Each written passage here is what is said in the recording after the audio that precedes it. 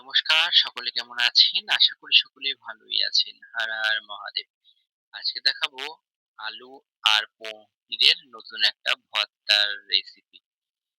যাই হোক এখানে পনির গ্রেট করে নিয়েছি, আলুও গ্রেট করে নিয়েছি, পেঁয়াজ কুচিয়ে নিয়েছি, টমেটো কুচিয়ে নিয়েছি, লঙ্কা কুচিয়ে নিয়েছি আর এখানে কিছু মসলা দিয়ে পেস্ট করে নিয়েছি। কি মসলা পেস্ট করে নিয়েছি সেটা আমি লাস্টে বলছি। এখন রান্নাটা তোমরা দেখতে থাকো।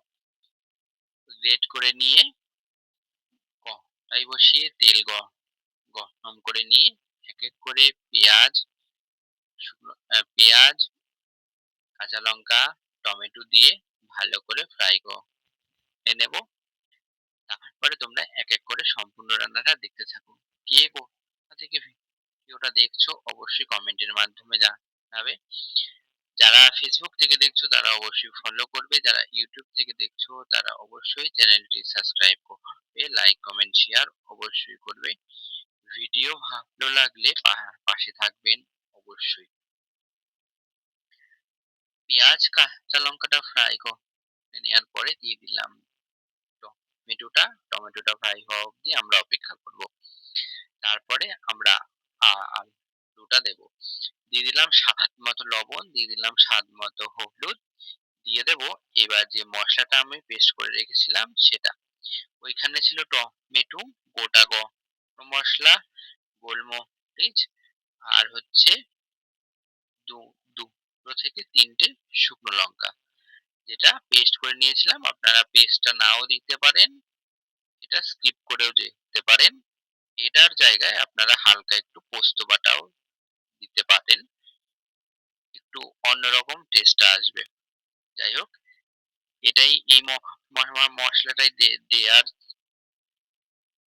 হয়েছিল এর মধ্যে। যাই হোক আমার কথা কিছু জায়গায় বেশি আটকে যাচ্ছে দেখছি ইদানিং। কয়েকদিন ভিডিও ঠিকঠাক করছি না বলেই হয়তো।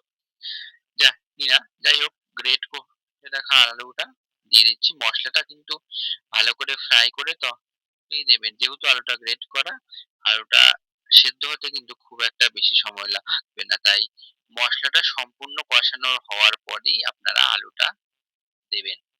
না হলে আলুটা সিদ্ধ হয়ে যাবে, মসলাটা কষানো আনকমপ্লিট থেকে যাবে। যাই হোক কে কোথা থেকে ভিডিওটা দেখছেন অবশ্যই আমাকে কমেন্টের মাধ্যমে জানাবেন। এখন আলুটা দিয়ে পুরো মিশিয়ে নেওয়ার পরে, সেদ্ধ হয়ে যাওয়ার পরে যে গ্রেট করে রাখা পনিরটা ছিল সেটা দিয়ে মিশিয়ে নিচ্ছি সুন্দর করে।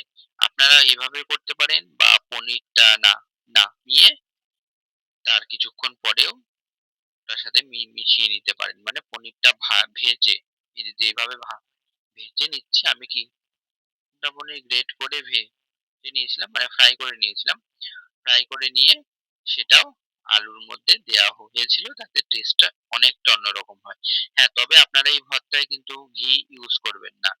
ঘি ইউজ করলে ভর্তাটা পুরো অন্যরকম হয়ে যাবে। আপনারা চেষ্টা করবেন ভর্তাটা পুরো সরষের তেলে রান্না করার। আর খাঁটি সরষের তেল হলে তো আরো খুব ভালো হয়। এরকম ভাবে রান্না করে অবশ্যই আমাকে কমেন্টের মাধ্যমে জানাবেন যে কেমন হলো। আর আপনারা কি রান্না দেখতে চান অবশ্যই কমেন্টের মাধ্যমে জানাবেন। আজকের মতো এখানেই শেষ করছি। হর হর মহাদেব।